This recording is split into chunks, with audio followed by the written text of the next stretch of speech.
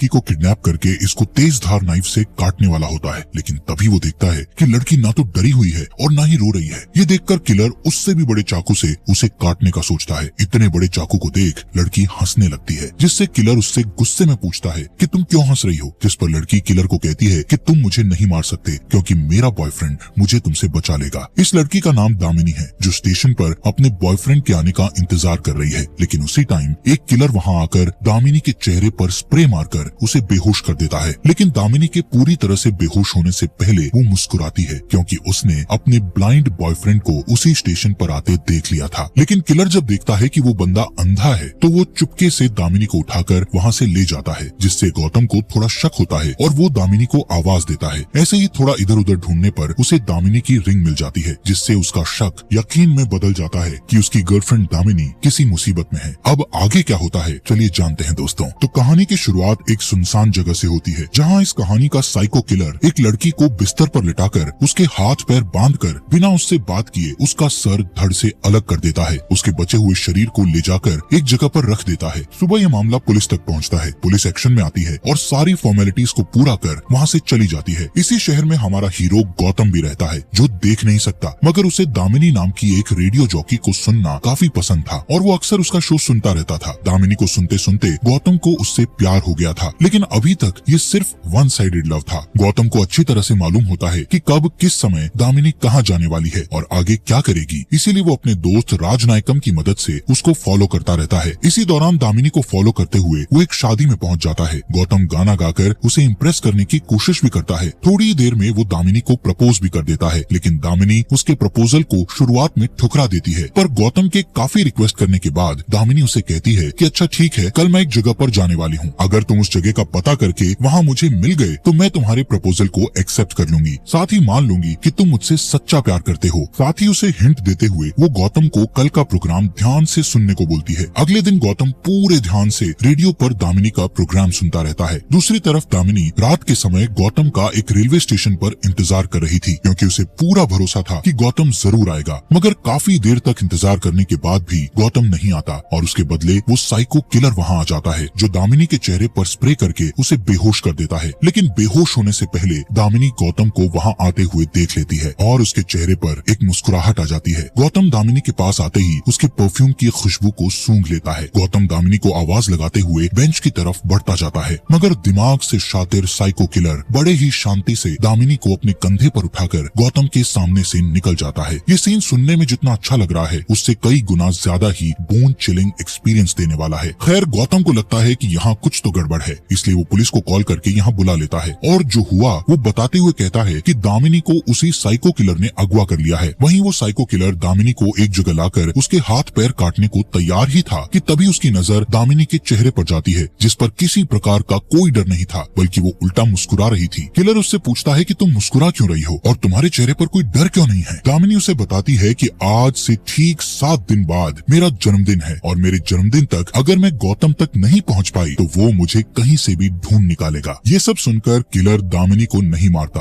और उसके चैलेंज को स्वीकार कर लेता है। थोड़ी देर बाद किलर बाहर जाकर एक प्रोस्टिट्यूट को बुक करता है और बेहोश करके अपने यहाँ ले आता है। दामिनी की जगह उसके हाथ पैर बांधकर उसका भी सर धड़ से अलग कर देता है। इतना सब करने के बाद किलर दामिनी से कहता है कि जब गौतम तुम्हारी खोज करते हुए यहाँ आएगा तब मैं उसका सर काट के तुम्हारे हाथ में और तुम्हारा सर काट के उसके हाथ में रख दूंगा। अगले दिन किलर प्रोस्टिट्यूट की बॉडी को बाहर फेंक देता है। जल्दी ही पुलिस भी वहाँ पहुँच जाती है। पुलिस ऑफिसर मुथु कमिश्नर को बताता है कि दामिनी के पिता ने कंफर्म किया है कि ये बॉडी दामिनी की नहीं है। बॉडी की बात सुनकर गौतम भी वहाँ पहुँच जाता है और स्मेल से वो भी समझ जाता है कि ये दामिनी नहीं है। गौतम फौरन सुशीला नाम की साइकेट्रिस्ट के पास जाता है। जाकर वो उन्हें बताता है कि दामिनी अभी भी जिंदा है। डॉक्टर सुशीला बताती है कि ऐसा होना तो नहीं चाहिए, क्योंकि वो किलर जिस भी लड़की को किडनैप करके ले गया है उसे मारकर ही छोड़ता है। फिर दामिनी के केस में ऐसा क्या अलग हुआ। साइकेट्रिस्ट गौतम को हौसला देते हुए कहती है कि 1.5 साल से पुलिस उसके पीछे पड़ी है, मगर अभी तक उसे नहीं पकड़ पाई। शायद इस बार तुम उसे पकड़ सकते हो। लेकिन फिर भी गौतम पुलिस कमिश्नर के पास जाता है उनसे मदद मांगने के लिए। वहीं पर अकबर नाम का कांस्टेबल उसे कमला नाम की एक एक्स पुलिस ऑफिसर के बारे में बताता है, जो पहले इस केस पर काम कर चुकी थी। कमला का पता निकालकर गौतम फौरन उसके घर पहुंचता है और उसे दामिनी के बारे में सब कुछ बता देता है। लेकिन कमला उसे यहाँ आने के लिए मना कर देती है, साथ ही उसे अनाप शनाप बोलने लगती है। दरअसल एक एक्सीडेंट में कमला ने अपने दोनों हाथ पैर खो दिए थे। इसके बाद से वो व्हीलचेयर के हवाले हो गई थी। इससे गुस्सा होकर गौतम उसे एक थप्पड़ मारकर वहाँ से चला आता है। दूसरी तरफ पुलिस वाले भी उस प्रोस्टिट्यूट के इलाके में पहुंचकर एक औरत से पूछताछ करने लगते हैं। औरत कहती है कि कल रात रानी ने मुझे फोन किया था और बता रही थी कि वो अपने कस्टमर के साथ है। उसका कस्टमर उसे अच्छी सी गाड़ी में कहीं ले जा रहा था। वो दिखने में भी काफी अच्छा था। इस तरह की कुछ जानकारी इकट्ठा कर पुलिस को पता चलता है कि किलर एक अमीर आदमी है। उसकी उम्र तकरीबन 28 से 30 साल के आसपास की है। उसकी 1 या 2 लग्जरी कार भी होगी। खैर उसी रात कमला अपनी माँ के साथ गौतम के घर पहुँचती है। इस बार उसने सोच लिया था कि वो गौतम की मदद करेगी और अब वो एक भी लड़की की जान नहीं जाने देगी। कमला कहती है कि सबसे पहले तो हमें इस केस की पूरी जानकारी इकट्ठा करनी होगी, जो कि अभी सीआईडी के पास है, इसलिए हमें वहाँ से सारी जानकारी लानी होगी। दरअसल 1.5 साल पहले वो इस केस पर काम कर चुकी थी। इसी वजह से उसे मालूम था कि सबूत और डिटेल्स कहाँ रखे हैं। कमला की मदद से गौतम सीआईडी के ऑफिस तक पहुँच जाता है। जब गौतम अलमारी खोलने ही वाला होता है तब एक आदमी पीछे से उसे पकड़ लेता है। तभी मुथु अपने घर की चाबी वापस लेने के लिए ऑफिस में आता है। मुथु को थोड़ा शक होता है पर वहाँ कोई नहीं था। मुथु के जाने के बाद हमको पता चलता है कि ऑफिस में दूसरा इंसान अकबर था और उसने ही उसको छुपा दिया था। कांस्टेबल अकबर गौतम की मदद करते हुए सभी डिटेल्ड पेपर्स की जेरोक्स कॉपी उसे दे देता है। खैर डिटेल्स को घर ले जाकर जब कमला उसको स्टडी करती है तो उसे पता चलता है कि अब कुल मिलाकर 14 लड़कियां गायब हुई हैं। उनमें से 4 तो प्रोस्टिट्यूट हैं और बाकी सभी लड़कियां अपनी फील्ड में काफी सक्सेसफुल थी। इसी तरह जो लड़की किडनैप हुई वो दिन दहाड़े रोड से गायब हो गई। गौतम पुलिस की टीम के साथ सभी विक्टिम्स के घर जाकर किडनैपिंग के बारे में पूछता है। सभी का कहना था कि घर लौटते वक्त रास्ते से उनकी बच्ची गायब हो गई थी। ये सारी बातें सुनकर गौतम हर जगह पर जाता है जहां इन लड़कियों को आखिरी बार देखा गया था। गौतम नोटिस करता है सभी क्राइम सीन पर एक चीज कॉमन है, जो कि एक डस्टबिन था, जिससे गौतम और कमला समझ जाते हैं कि जब वो लड़की अपने घर वापस जा रही होगी तो उन्हें डस्टबिन के पास जरूर कुछ दिखा होगा, इसलिए वो अपनी गाड़ी को रोककर उतरी होगी। पास ही खेल रहे बच्चों से पूछने पर उसे पता चलता है कि हमारे बच्चे ने रूपा नाम की लड़की के हाथ में एक पपी को देखा था। इस बात से गौतम और कमला प्रेडिक्ट करते हैं कि पहले किलर एक क्यूट से पपी को खरीदता होगा और उसे लाकर डस्टबिन के पास छोड़ देता होगा। फिर जब लड़की पपी को देखकर अपनी गाड़ी रोकती होगी तभी वो किडनैपर कहता होगा कि ये कुत्ता मेरा है, प्लीज इसे लाकर मुझे दे दो। और जैसे ही लड़की उसके पास जाती होगी वो किसी तरह से उनको बेहोश करके किडनैप कर लेता होगा। दूसरे दिन किडनैपर ठीक इसी प्लानिंग से एक नई लड़की को किडनैप करने वाला होता है, मगर वो इसमें सफल नहीं हो पाता क्योंकि कल कमला और गौतम ने ट्विटर पर ट्वीट करके सबको बता दिया था कि जहाँ पर भी कुत्ता दिखे तो उससे दूर ही रहें। इसलिए ये लड़की किलर के जाल में नहीं फंसी। ट्वीट का पता चलते ही तिलमिलाया हुआ किलर हैकर के पास जाकर ये पोस्ट डिलीट करने को कहता है और काम होने के बाद वो इस हैकर को भी मार देता है। उसी रात किलर उस लड़की को भी किडनैप कर लेता है जो आज सुबह इससे बच गई थी। किलर उस लड़की को अपने यहाँ लाकर एक बार फिर मार डालता है, मगर इस बार वो लड़की का सर काटकर उसका धड़ लाकर गौतम के घर के बाहर रखकर एक मैसेज भेजता है जिस पर लिखा था एडवांस हैप्पी बर्थडे। गौतम को उस लड़की के शरीर से एक अजीब सी महक आती है, इसलिए वो राजनायकम से कहकर एक सफेद और एक काले पिग को लाने के लिए कहता है। राजनायकम ऐसा ही करता है और वो उसके सामने दोनों पिग लाकर रख देता है। गौतम कमला को बताता है कि उसे इस लड़की की बॉडी के साथ ही इससे पहले मरने वाली प्रोस्टिट्यूट लड़की से सफेद पिग वाली गंध आ रही थी। वो लोग एक एक करके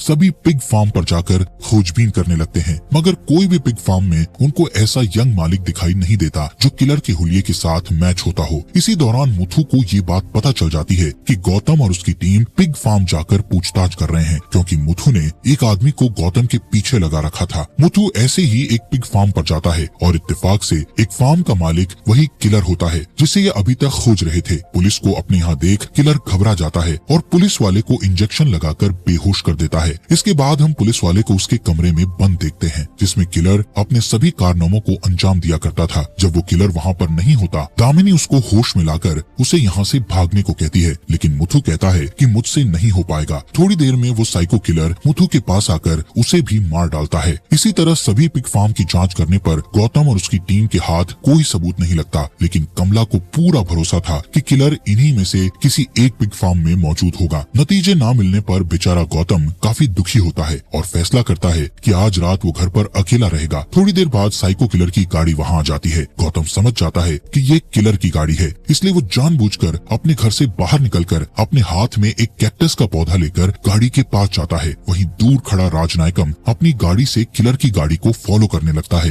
दोनों के बीच में एक काफी लंबी चेज होती है। दुर्भाग्य से राजनायकम किलर के हाथों मारा जाता है। किलर राजनायकम के फोन से गौतम को फोन करके बताता है कि मैं दामिनी को उसके जन्मदिन वाले दिन मार डालूंगा। गौतम को अगले दिन राजनायकम राजनायकम के बारे में पता चलता है। ये सुनकर वो बहुत दुखी होता है, लेकिन राजनायकम उसकी आंखें था, साथ ही एक सच्चा दोस्त भी। पोस्टमार्टम करने वाले डॉक्टर गौतम को उसका सामान देते हुए उसे बताते हैं कि किलर उसकी दाहिने हाथ की छोटी उंगली को काटकर अपने साथ ले गया है। ये सब देखने के बाद गौतम कमला और उसकी माँ को कहता है कि वो अब और किलर के पीछे नहीं भागेगा। इस बात से कमला काफी नाराज हो जाती है और कहती है कि अगर तुम्हें इतनी जल्दी हार माननी थी तो मुझे क्यों निकाला अंधेरे से बाहर? क्या जरूरत थी मुझे उम्मीद देने की? सब मेरी गलती थी जो तुम पर भरोसा किया। अगर उस समय मैं कॉलेज की सीढ़ियों से नहीं गिरी होती तो आज मैं ये केस अकेले ही सॉल्व कर लेती। ये कॉलेज वाली बात सुनकर गौतम और कमला सीधे उस कॉलेज में जाकर पूछताछ करते हैं जहाँ कमला 1.5 साल पहले आई थी। दरअसल यहाँ एक स्टूडेंट का भी मर्डर हुआ था। उसी सिलसिले में कमला यहाँ आई थी। सीसीटीवी फुटेज की जांच करने पर एक सस्पिशियस आदमी दिखाई देता है जो अपना मुंह छुपाए हुए बैठा था। कमला और गौतम दोनों फौरन प्रिंसिपल से मिलते हैं। उनसे पूछते हैं कि ये कौन व्यक्ति है जो इस वीडियो में आपके बगल में बैठा है। प्रिंसिपल उन्हें बताते हैं कि मुझे ये तो नहीं मालूम कि वो आदमी कौन था, लेकिन इतना जरूर कह सकता हूँ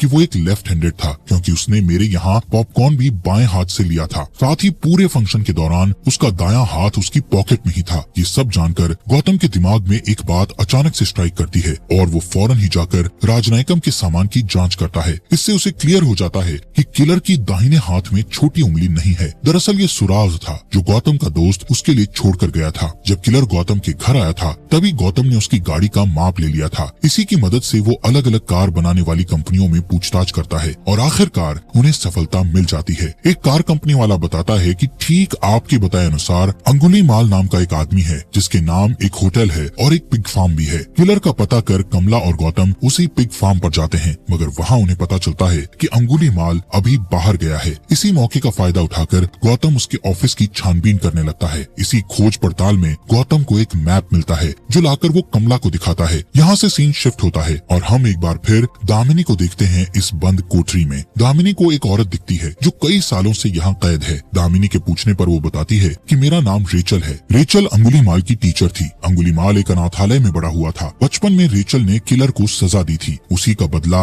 अंगुलीमाल आज उससे ले रहा है। दूसरी तरफ कमला मैप पर माचिस की तीलियां लगाकर गौतम के लिए मैप को समझने में आसान बना देती है। गौतम भी उंगलियों के सहारे मैप को याद कर लेता है। गौतम और कमला ठान लेते हैं कि ये दोनों जाकर दामिनी को वहाँ से छुड़ा लेंगे। कमला दिशा बताती है और गौतम ड्राइविंग करता है। अंगुलीमाल दामिनी को एक जगह लाकर एक कुर्सी पर बैठा देता है और उसके सामने उसकी टीचर रेचल भी होती है। असल में अंगुलीमाल के बचपन में जो घटना हुई थी उसको रिक्रिएट करता है। उसकी टीचर रेचल ने उसे बचपन में मास्टरबेट करने के लिए सजा दी थी। उस दिन टीचर रोज उसे 60 बार मारा करती थी। अंगुलीमाल अपनी टीचर के सामने गिड़गिड़ाने लगता है कि टीचर मुझे माफ कर दो, मुझसे गलती हो गई। जिस ड्रामे के बाद अंगुलीमाल अब दामिनी को मारने की तैयारी कर रहा था कि तभी दामिनी उससे सवाल पूछती है कि जो पुलिस वाले की डेड बॉडी पड़ी थी वो कौन था। इस पर अंगुलीमाल उसे बताता है कि जब मुझे गिरफ्तार करके जुवेनाइल होम ले जाया जा रहा था तब उसने मेरे साथ गलत हरकत की थी, इसलिए मैंने उसे मार डाला। गौतम और कमला भी उस जगह तक पहुंच ही जाते हैं। उनके अंदर जाते ही फैक्ट्री के अंदर लगे अलार्म बजना शुरू कर देते हैं। ये जानकर अंगुलीमाल जब गौतम को मारने ही वाला होता है तभी इलाके में पावर कट होती है। असल में कमला की माँ ने इस इलाके की लाइट को काट दिया था। अंधेरे में अंगुलीमाल गौतम को ढूंढने लगता है। अंगुलीमाल गौतम को बुलाते हुए कहता है कि मैं हार गया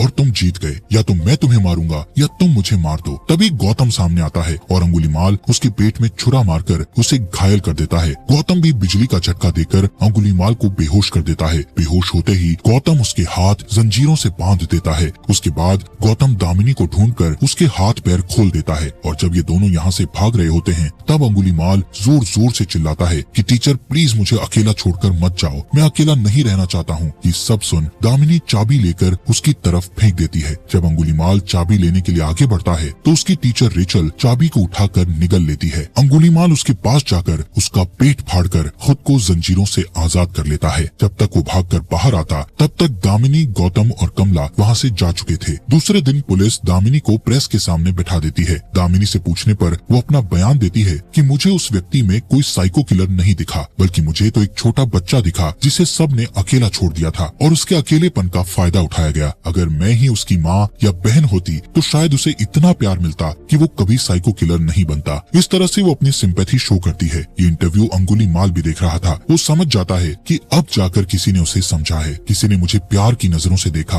अपनी गलती और हार मानकर अंगुलीमाल एक पहाड़ से कूदकर अपनी जान दे देता है। इसी के साथ आज की फिल्म का यही अंत होता है। बात करें अगर फिल्म की तो हमेशा से पैटर्न देखा जाता है कि जबरदस्त फिल्म या कहानी में राइटर या डायरेक्टर जिसे बुरा बताना होता है उसे बुरा ही बताते हैं, लेकिन शायद उसके साथ ये बताना भी बहुत जरूरी है कि आज वो ऐसा है तो क्यों है। हम अंगुलीमाल को ही देखेंगे तो क्या आप कभी उस व्यक्ति, समाज या लोगों को माफ कर पाते जिसने आपके साथ गलत किया है। एक टीचर का काम सिखाना होता है, लेकिन एक गलती की सजा रोज बार बार देना ये गलत है, जैसा कि हमने इस कहानी में देखा। इसी के साथ ये कहानी यहीं पर खत्म हो जाती है।